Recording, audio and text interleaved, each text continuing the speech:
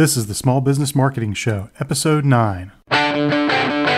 You're listening to the Small Business Marketing Show, the place for dramatically different marketing ideas that get dramatic results. Coming to you from the worldwide broadcasting headquarters of the 1000 Small Businesses Project. Now, here's your host, Steve Gordon. Okay, let's talk about identifying the ideal prospect for your business. I think the first place to start is really to talk a little bit about why it's important that you identify who that ideal prospect is. You know, when I'm working with clients, one of the first things that they ask me is, well, where do you recommend I advertise? And, you know, you really can't answer that question until you understand who it is you're trying to reach. And you can't get effective marketing and promotion for your business until you've really got a clear picture of who that ideal prospect is. You know, too often I see businesses trying to define their market as anyone with money. And, you know, it's understandable. We all want money. But what happens when you do that, it creates two problems. First, you're forced to spread your marketing too thin to have any impact. It's like spreading peanut butter as thin as you can get it. Pretty soon there's no taste. The second problem that you end up with when you're targeting anyone with money is that you're forced to use a generic message rather than a message that is tailored to a narrowly defined target, a group of individuals. Problem with a generic message is that, yes, it might apply to a lot of folks, but it's not specific enough to any of them to really connect with them. So it's really vitally important that we take the time to think through and define who our ideal prospects are so we know who we're trying to reach. And, you know, the real answer, and this is a little bit counterintuitive, but the real answer is that, you know, you'll always have more marketing success by focusing on a group of prospects and customers that are ideal to your business and narrowly focusing on them rather than targeting a very broad group. All right, so what do we mean by ideal prospect? And I think the best way to think about this is to think about the type of person that you and your business serve the best, the ones that are really right in your sweet spot. They have a problem and you solve that problem for them better than anybody. And you want customers that really buy into the value that you deliver, where there's a really strong match between the pain or the desire that they have and what it is that you're offering. And part of what goes into, I think, figuring out who is ideal is which ones are most profitable for you. After all, we're all in business to make money. So which segment of customers are the ones that are most profitable? And let's focus on that group first before we spend a lot of time on ones that are less profitable. All right, so now that we've kind of talked about, you know, why we need to do this and what an ideal prospect is, let's work through how to go about figuring out who they are. If you're already in business, the really easy way to do this is to look at your existing customers and look at who's happiest with what you do and look at who's most profitable to you. You know, there's a clue right there. And start to look at what do those customers have in common. Why is it that a certain group of them tends to give you more profit than the rest, that they seem to come back and be happier and more in sync with what you're offering? And if you can answer those questions, you're a long way towards figuring out how to go get more of them.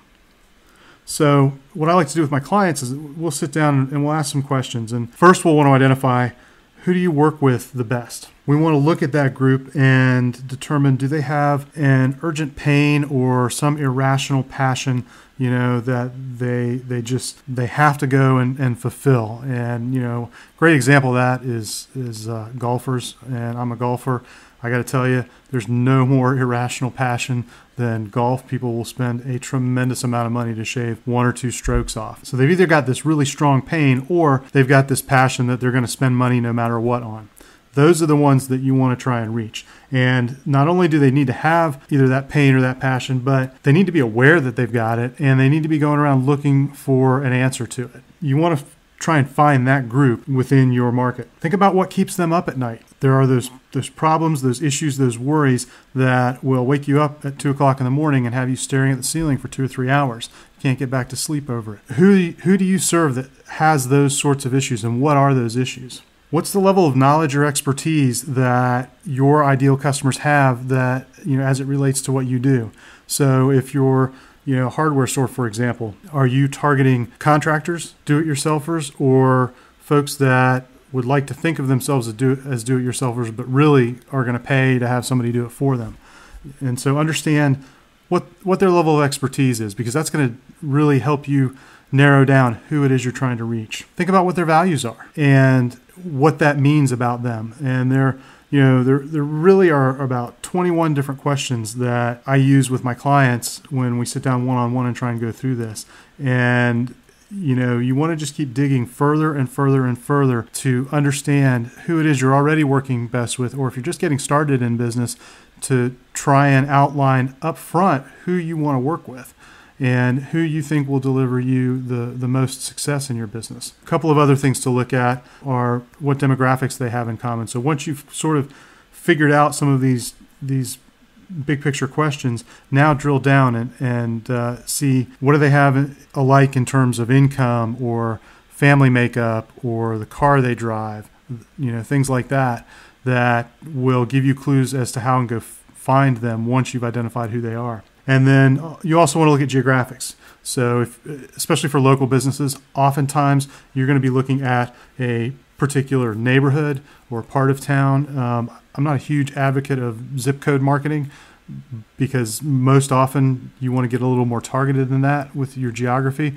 but you certainly can look at specific neighborhoods where the houses are basically the same, the types of people that live in them are fairly similar, and so that's another thing to look at for commonalities here when you're trying to figure out who is in your market. Now, the objection that I get most often when talking about this is that, well, hey, I don't sell to just one type of customer. I've got customers that are, all different. And, you may have that situation. That's not a problem. You just need to repeat this process for each group of customers that you have, or each market segment that you're trying to go after, and kind of drill it down so that you figure out who is best in each of those segments. It's almost as if you've got little individual businesses that are going after different market segments. So you just repeat this process for each one. One little caution though, if you're a small business and you're trying to serve 5 or 10 or 15 different markets, you're probably going to have a really hard time doing that and getting any real penetration in any of them, just because of the cost and the time that is required to do that.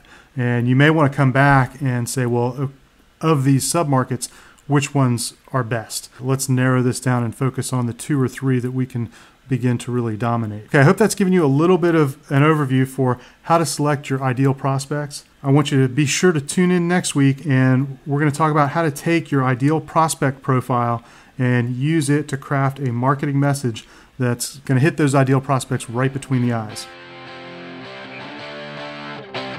You've been listening to Master Marketer Steve Gordon. Steve invites you to discover his most popular marketing report ever, The 7 Deadly Marketing Sins That Will Kill Your Business. Visit 1000smallbusinesses.com/free gift and sign up to get instant access to this valuable resource. Go now to 1000smallbusinesses.com/free gift to claim your copy today.